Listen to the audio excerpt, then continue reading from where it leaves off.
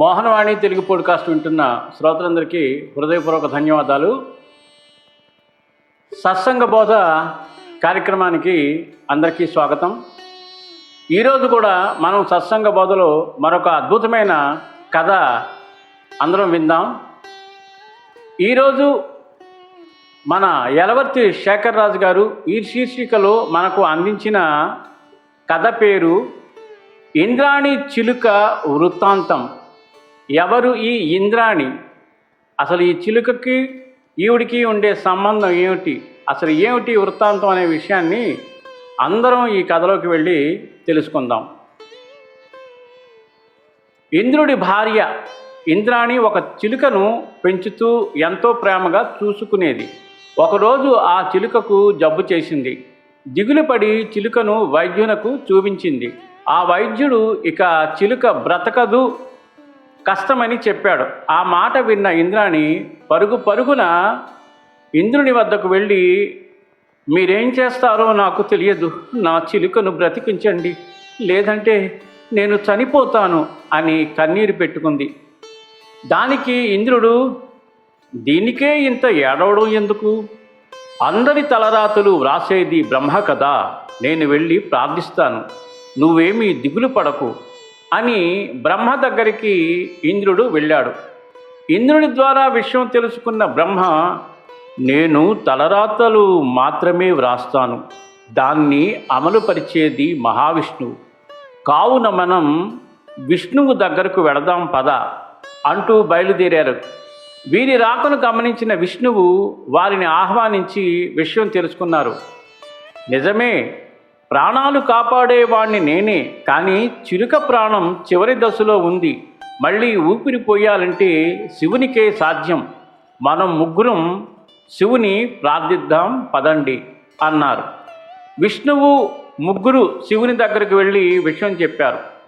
శివుడు ఇలా అన్నాడు, ఆయుష్ పోసేది నేనే, కానీ ప్రాణం తీసే పని యమధర్మరాజుకు అప్పచెప్పాను, మనం వెళ్ళి యమధర్మరాజును అడుగుదాం పదండి అంటూ అందరూ బయలుదేరారు. ఇంద్ర, బ్రహ్మ, విష్ణువు, శివుడు అందరూ యమలోకానికి రావడం చూసిన యముడు వారిని సాదరంగా ఆహ్వానించి విషయం తెలుసుకున్నాడు. అయ్యో, అదేమీ పెద్ద పని కాదు, మామూలుగా చావుకు దగ్గరగా ఉన్న వారి పేర్లను వారు ఎలా చనిపోతారన్నది ఒక ఆకు మీద వ్రాసి ఒక గదిలో వేలాడతీస్తాం. ఏ ఆకు రాలి క్రింది పడిపోతుందో వారు ఆయా సమయంలో చనిపోతారు. పదండి, వెళ్ళి ఆ ఆకుని తొలగించి చిలుకను కాపాడుదాం అన్నాడు. అందరూ ఆ గదిలోకి వెళ్ళగానే ఒక ఆకు రాలి పడింది. ఆ ఆకు ఎవరిదో అని, అందులో ఏమి రాసిందో చూద్దామని ఆ ఆకును తీసి చూడగా ఆకుపై చిలుక మరణానికి కారణం ఇలా వ్రాసింది. ఎప్పుడైతే ఈ గదిలోకి ఇంద్రుడు, బ్రహ్మ, శివుడు, విష్ణువు, యమధర్మరాజు ఒకేసారి వస్తారో అప్పుడు చిలుక మరణిస్తుంది అని వ్రాసి ఉంది. ఇదే విధి, విధిని ఎవరూ మార్చలేరు కదా. ఇంత అద్భుతమైన కథతో చక్కటి సందేశాన్ని అందించిన మన యలవర్తి శేఖర్ రాజు గారికి హృదయపూర్వక ధన్యవాదాలు తెలియజేసుకుంటూ, ఇందులో చెప్పిన విషయాన్ని మనం సత్కర్మలు చేసుకుంటూ, దైవ ప్రార్థన చేసుకుంటూ ఆ భగవంతుని ఎప్పుడూ స్మరించుకుందాం. ఏది ఏమైనా విధిరాతను ఎవరు తప్పించలేరు కదా.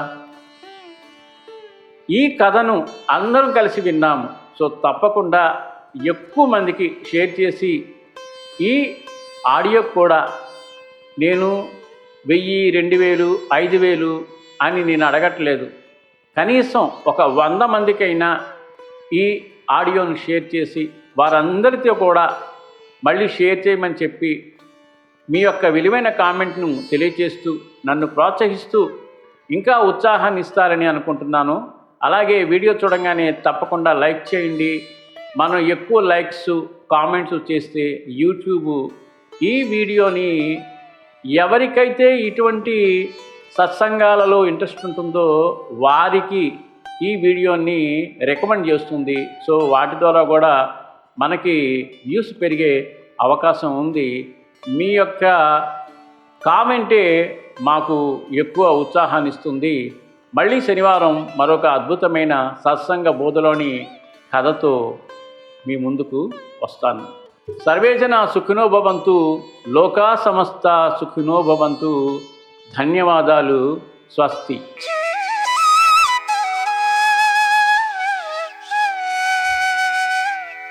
మోహనవాణి తెలుగు పోడ్కాస్ట్ ఛానల్ని లైక్, షేర్, సబ్స్క్రైబ్ చేయండి.